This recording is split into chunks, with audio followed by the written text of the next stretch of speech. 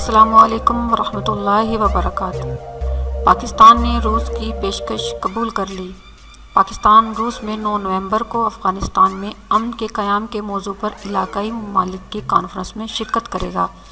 ذرائع نے NNI کو بتایا کہ نائب وزرائے خارجہ کی سطح پر ماسکو فارمیٹ مذاکرات میں وزارت خارجہ کا ایک ایڈیشنل سیکرٹری شرکت کرے گا۔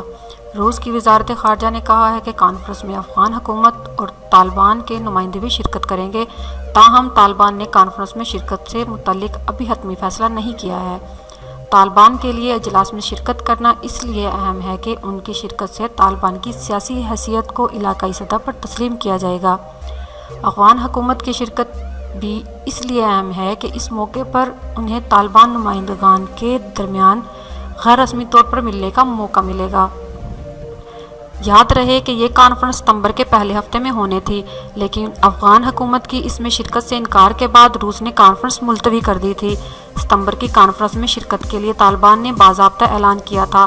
امریکہ نے بھی ستمبر کے اجلاس میں شرکت سے معذوری ظاہر کی تھی، اور سفارتی ذرائع کے مطابق روس نے 9 نومبر کی کانفرنس میں افغانستان کے لیے امریکہ کے خصوصی نمائندے زلمے خلیل زاد کو کانفرنس میں شرکت کی دعوت دی ہے، تاہم امریکہ نے اب تک اس سلسلے میں کوئی فیصلہ نہیں کیا۔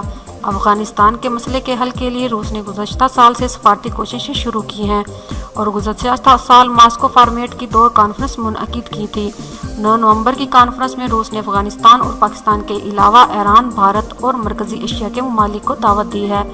پاکستانی ذرائع نے NNI کو بتایا ہے کہ پاکستان ماسکو کانفرنس میں اس لیے شرکت کر رہا ہے کیونکہ پاکستان کی یہ پالیسی ہے کہ افغانستان میں امن کے قیام کے لیے ہونے والے کسی بھی اجلاس میں شرکت کرے گا۔ ذرائع نے کہا کہ ماسکو کانفرنس کا کوئی مخصوص ایجنڈا نہیں بنایا گیا، بلکہ شرکاء کو افغانستان کے مسئلے کے سیاسی حل کے لیے اپنا موقف بیان کرنے کی دعوت دی جائے گی۔ ماسکو میں کانفرنس کی اہمیت اس لیے بھی بڑھ گئی ہے کہ امریکہ اور طالبان نے قطر میں ملاقاتوں کا آغاز بھی کیا ہے، اور گزشتہ 3 ماہ میں طالبان اور امریکی حکام کے درمیان 2 ملاقاتیں ہوئی ہیں۔ قطر میں طالبان کے سیاسی ذرائع کے مطابق دونوں فریق مزید ملاقاتوں پر متفق ہیں تاکہ باضابطہ مذاکرات شروع ہونے سے پہلے اعتماد کی بحالی کے لیے اقدامات اٹھائے جا سکیں۔ پاکستان بھی سیاسی حل کے سلسلے میں سہولت کار کا کردار ادا کر رہا ہے، اور مذاکرات کے عمل کو آگے بڑھانے کے لیے پاکستان نے گزشتہ ماہ افغان طالبان کے سابق نائب امیر ملا عبدالغنی برادر کو رہا کر دیا تھا۔